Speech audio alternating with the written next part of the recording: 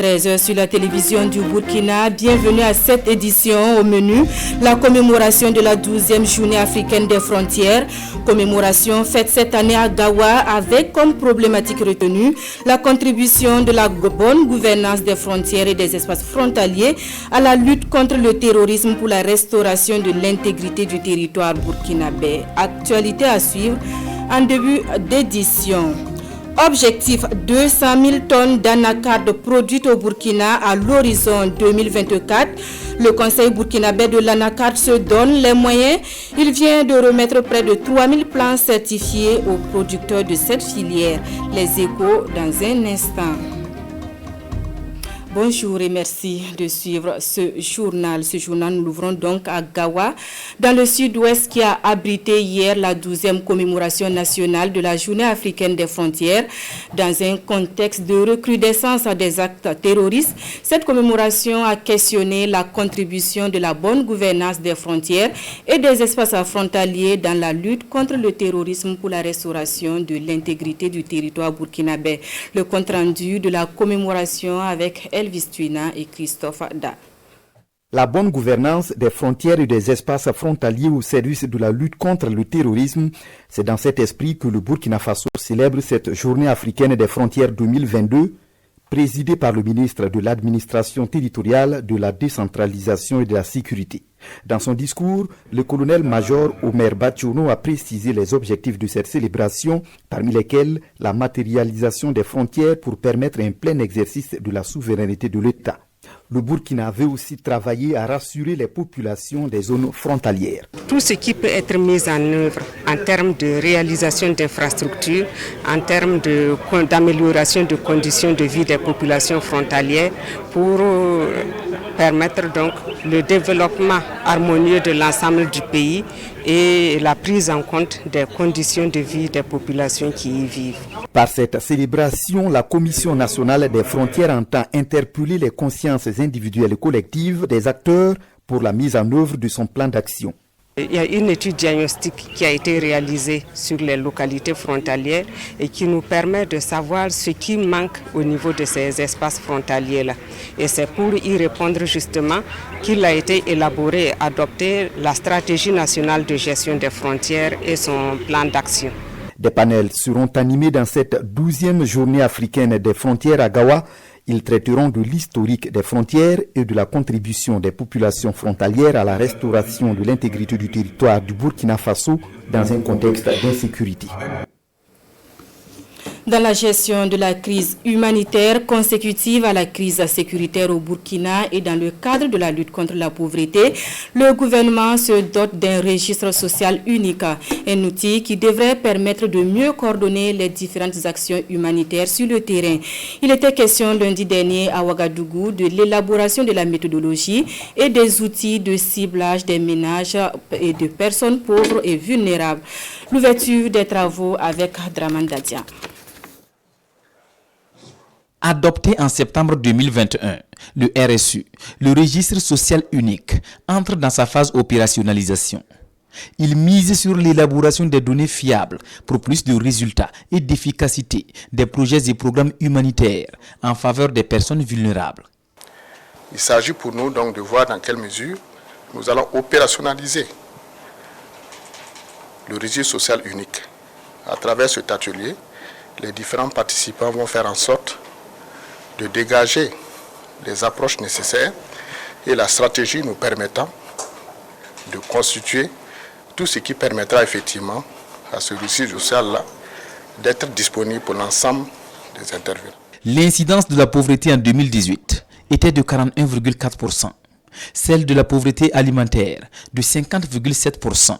Et 8,2% des Burkinabés en situation d'extrême pauvreté, selon l'enquête harmonisée sur les conditions de vie des ménages, qui révèle également que même les programmes filets sociaux ont plus concerné les ménages urbains, soit 37,5% contre 22,5% pour les ménages ruraux. Le registre social unique, un système d'information et de gestion de données, tient donc à rectifier le tir pour plus de justice et d'équité dans la prise en charge des personnes nécessiteuses à travers les différents programmes de protection sociale et de lutte contre la pauvreté. À quand le retour des personnes déplacées internes dans leur localité, s'interroge le PDP-APS qui dénonce du reste leurs conditions de vie. Face aux hommes de médias, le parti exhorte également les autorités à doter les populations de quoi se défendre face aux hommes armés qui écument nos contrées. Le compte rendu de la conférence de presse avec Franck Ouedraogo et Aimé Solange Djigma. Les personnes déplacées internes vont-elles regagner ou non leurs villages respectifs? C'est la question qui est au cœur de cette sortie médiatique du PDP-PS, le Parti pour la démocratie et le progrès, Parti socialiste. Une formation politique qui dénonce ici les mauvaises conditions de vie des personnes déplacées internes. Pour le Parti pour la démocratie et le progrès, Parti socialiste, l'espoir et le vent nouveau de déshumiliation et de restauration de l'intégrité territoriale soufflés par l'avènement du MPSR au pouvoir se sont transformés en une grande désillusion après 4 mois de gouvernance. Il est donc temps, d'après le PDP-PS, d'armer la population dans l'optique de rendre la lutte contre le terrorisme populaire. Car, dit-il, il ne sert à rien de ramener les populations dans leur village sans moyen de défense, car elles seront vite délogées par des Hani, des hommes armés non identifiés. Fin du séminaire international sur le numérique en Afrique. 2 jours durant, experts et universitaires ont analysé les avancées et les mutations en cours sur le continent. Les conclusions de leurs travaux résumées pour nous par Asmani Zoundi et Vincent Kendribeogo. L'évolution du numérique en Afrique, passée à la loupe d'experts et des universitaires. Réunis à l'université Joseph Kizerbo de Ouagadougou, ces universitaires se sont donné 2 jours pour analyser les mutations sociales et économiques et les enjeux des technologies du numérique sur le continent africain. Par exemple, en télémédecine, des questions qui concernent l'égalité dans la prise en charge des malades. Nous avons aussi parlé de l'éducation, l'introduction d'éthique dans l'éducation et la recherche. C'est un moyen donc de faire face à la massification. On a pu poser aussi la question de savoir pourquoi jusque-là on ne développe pas les technologies du numérique suffisamment dans l'administration. Il y a avec le numérique des possibilités pour l'Afrique de faire des bons, à condition que l'on use à bon escient ces technologies. Plusieurs communications suivies de discussions ont ponctué ce séminaire international sur le changement du numérique en Afrique, avec la participation en présentiel et par visioconférence de plusieurs spécialistes au profil varié pour des débats de haut niveau. Les communications ont été vraiment présentées dans un esprit scientifique rigoureux et le débat a été mené sans entrave, de sorte que ce fut vraiment une occasion fructueuse d'échange. Les résultats sont probants. Ces résultats seront consignés dans un document qui sera publié pour aider à l'édification du public et des décideurs sur cette révolution du numérique qui s'opère ou doit s'opérer en Afrique. C'est dit, la santé est l'un des secteurs bénéficiaires de l'évolution technologique et le projet HealthTech est né pour faciliter une meilleure connaissance et acceptabilité des outils et des technologies émergentes dans le domaine de la santé en Afrique. D'une durée de 3 ans, le projet a été présenté à l'ensemble des acteurs à Ouagadougou. Précision, Césaire Carrefour et Isia Kanana. La plateforme HealthTech ou le projet de dialogue et d'action sur les technologies de la santé en Afrique. C'est un projet qui entend promouvoir et faciliter des discussions éclairées, objectives, ouvertes et équilibrées sur le développement et l'utilisation des technologies émergentes dans le domaine de la santé. L'ambition affichée, relever les défis sanitaires pour l'amélioration de la santé des populations en Afrique. À travers le projet Target Malaria, on parle de moustiques génétiquement modifiés et il y a eu souvent des discussions chaudes autour de ces projets-là. Nous voulons que toutes ces technologies-là bénéficient des débats sains, que les gens puissent comprendre. Parce que souvent les réactions, c'est de l'insuffisance dans l'information. Quand on n'est pas suffisamment informé, face à quelque chose qui est nouveau, qu'on ne comprend pas, c'est tout à fait naturel qu'on épouse des réticences. Mais apporter l'information juste, avec des preuves à l'appui, permet de dissiper ces inquiétudes-là et de nous permettre d'avancer.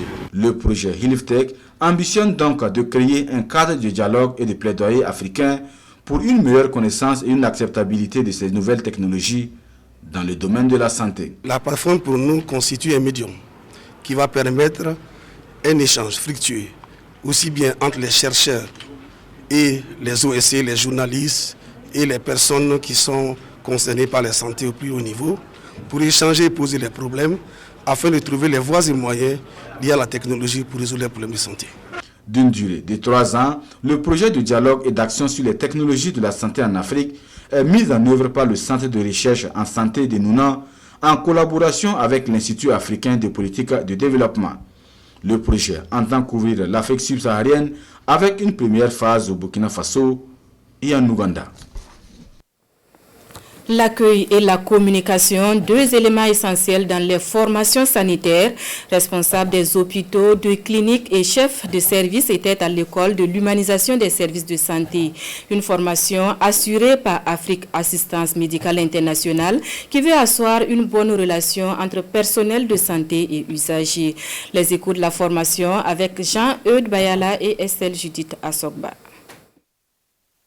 L'accueil, la communication et l'humanisation à l'hôpital et dans les services de santé, c'est le thème de la leçon qui sera dispensée à ces médecins, infirmiers et personnels administratifs. Venus des centres hospitaliers universitaires Yalgado Ouedraogo et de Bogodogo, des centres hospitaliers régionaux de Dori, Kaya, Zignare et de Tenkodogo, ces acteurs de la santé seront outillés 4 jours durant sur cette thématique. Un bon médecin, c'est celui qui sait bien communiquer avec le malade.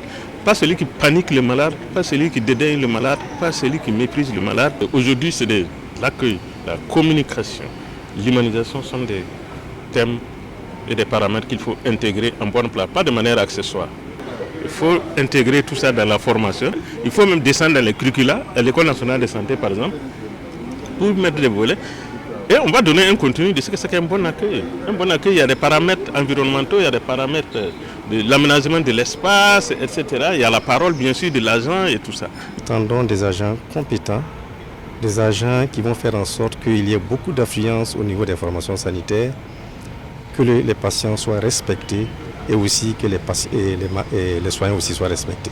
La formation est organisée par Afrique Assistance Médicale Internationale et Services. Il s'agit d'une première étape.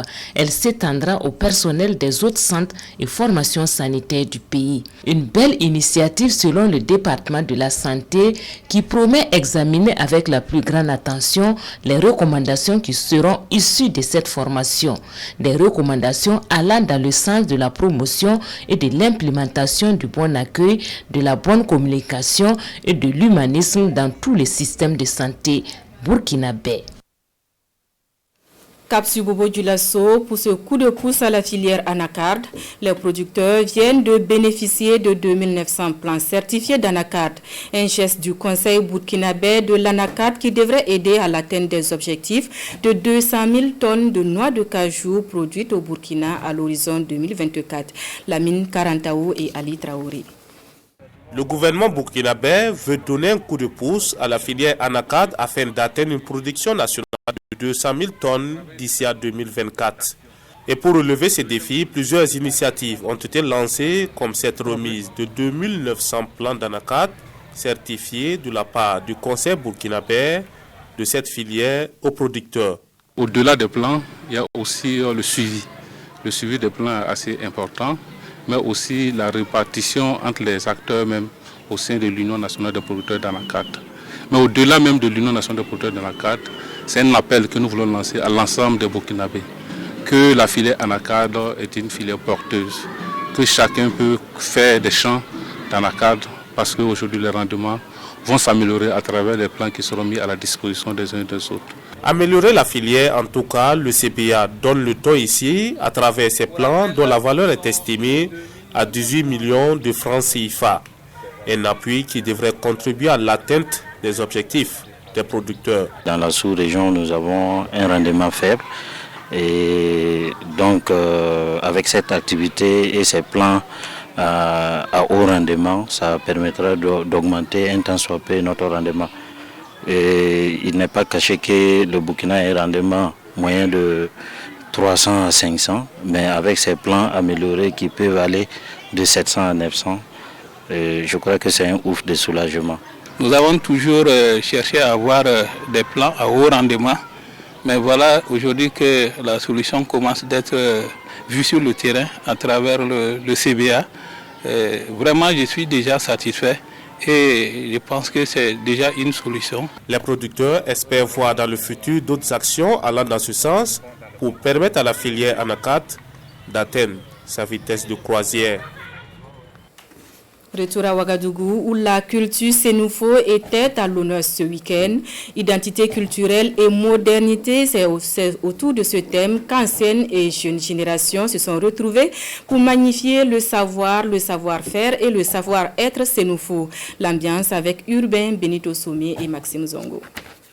La culture Sénoufo, dans toutes ses expressions, donnée à voir à la maison des jeunes et de la culture de Ouagadougou. Nous sommes à la journée culturelle Sénoufo qui marque cette année sa 6e édition. Une opportunité selon les organisateurs pour permettre aux plus jeunes d'être aussi des porte-flambeaux de ce riche patrimoine. Nous sommes des intellectuels, mais un intellectuel qui ignore son histoire, qui ignore qui il est, il n'a pas d'avenir. Donc les conseils que nous avons reçus de nos anciens, de nos papas, nous ont amenés à nous mobiliser et à faire en sorte que cette culture qui est tant chère pour nous ne disparaisse pas. Beaucoup de témoignages à l'occasion sur l'étendue et la diversité du patrimoine culturel Sénoufo. Un patrimoine abondamment raconté et expliqué par des aînés qui ont tenu à être de la partie. Notre culture est menacée dans son identité, ce qui fait que c'est nécessaire d'organiser des cérémonies comme ça pour conscientiser un peu la jeunesse, la pousser à beaucoup plus d'intégrité. À partir du moment où vous n'êtes pas fier de votre propre communauté, il n'y a aucune chance que vous évoluiez positivement. Et ça, c'est pour nous tous. Si vous êtes Moussi, il faut être fier d'être Moussi. Si vous êtes Samo, vous devez être fier d'être Samo. Gourou aussi, c'est pareil. L'essentiel est que ça ne soit pas contre les autres communautés. La journée culturelle Sénoufo qui se tient cette année sous le thème « Identité culturelle Sénoufo » et modernité, défis et perspectives se focalise surtout sur la réflexion. Des réflexions à travers des échanges pour apprendre davantage avec les anciens.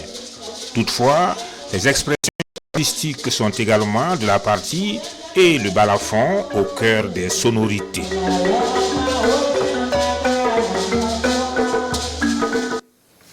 Un mot de sport dans cette édition. Les étalons cadets se rendront ce 8 juin à Cape Coast au Ghana où ils prendront part au tournoi UFOAB U17 qualificatif de la CAN de leur catégorie. Avant leur départ, une de nos équipes a rencontré les poulains et leurs sélectionneurs qui promettent de revenir du tournoi avec le ticket de qualification. Amadou Ilboudo et Alain Didier Compaori. L'ambiance est bonne enfant au sein des étalons cadets à ce dernier jour de stage au Comet Tawara 2000. 2 semaines de regroupement qui s'achèvent avec beaucoup d'espoir. Oh, l'ambiance elle est bonne. Donc, et quand l'ambiance est bonne, ça veut dire que le groupe se porte bien. Il y a une solidarité et il y a la communication aussi. Et forcément, par la grâce de Dieu, il y aura de bons résultats. Pour cet ultime entraînement, le sélectionneur a préféré une révision générale. Comme on n'a aucune idée de comment nos adversaires y jouent, donc on est obligé de travailler tous les systèmes pour permettre aux enfants, au cours du match, de automatiquement changer souvent le système. Il faut reconnaître aussi pour que les joueurs puissent apprendre et comprendre un système mis en place. Ça peut prendre 1 semaine, 2 semaines. Et vous voyez que nous, on est obligé de leur montrer 3 systèmes en 2 semaines. C'est vraiment peu.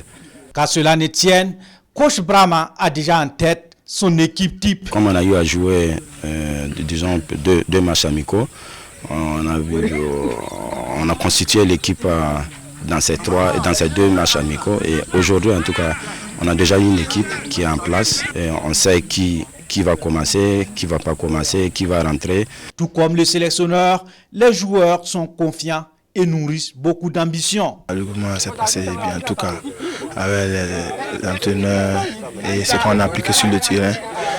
On a joué au match 3 matchs. J'espère qu'on aura la qualification. On aura la qualification si c'est en summe. Bon, le mouvement ça se passe très bien. Parce qu'il y a pas mal de gens quand on joue ensemble dans le quartier. Bon, donc il n'y a pas quelqu'un de nouveau ici, donc on arrive à se comprendre. Donc il y a de l'ambiance, quoi. Nous, notre objectif, c'est pas seulement la qualification. On veut remporter la coupe. Les étalons sont logés dans le groupe B en compagnie du Bénin, de la Côte d'Ivoire et du Niger. Voilà, en attendant, la victoire des aînés face au bouclier du roi d'Eswatini fait la une des parutions du jour. À lire également le démarrage des épreuves du CEP et l'initiative des partis politiques pour un retour à l'ordre constitutionnel au Burkina. La lecture croisée de Bienvenue Tansa. Situation nationale, 10 partis politiques unissent leurs efforts pour sortir le Burkina Faso de l'ornière, peut-on lire à la une du journal Aujourd'hui au Faso. La rencontre initiée par l'UPC s'est tenue hier à Ouagadougou, poursuit mon confrère dans ses colonnes. Une concertation afin de mutualiser les efforts pour repenser la vie politique et aussi proposer des solutions pour sortir le pays de sa situation difficile, marquée par l'insécurité, la crise alimentaire et la vie chère, entre autres. Et puis c'est parti depuis hier pour les épreuves du certificat d'études primaires CEP. 431 761 candidats composent cette année, affiche l'Express du Faso. Une baisse d'effectifs par rapport à l'année dernière, elle s'explique en partie par la situation sécuritaire, selon la direction de la communication et des relations publiques du ministère en charge de l'éducation nationale. Par l'organisation de ces examens, c'est une sorte de résistance que le Burkina Faso souhaite manifester, a dit le ministre Lionel Bilgo lors du lancement des épreuves à Kombisiri dans le centre-sud. Propos écrits noir sur blanc dans le journal Le Pays. Deuxième journée des éliminatoires de la CAN 2023, les étalons brisent les boucliers du roi d'Eswatini en s'imposant sur le score de 3-1. Les deux victoires en 2 sorties offrent aux 11 nationales la voie royale qui mène à Néburni, se réjouit visiblement l'observateur Palga. Des étalons qui font le carton plein, s'exclame le journal Aujourd'hui au Faso, avec finalement un certain Dango Ouattara, phénoménal, qualifié de sauveur par le journal Le Quotidien. Fin de cette édition. Merci à vous qui l'avez suivi. Dans quelques instants, la version langue nationale de l'actualité. Bonne suite de programme sur la télévision du Burkina. À demain.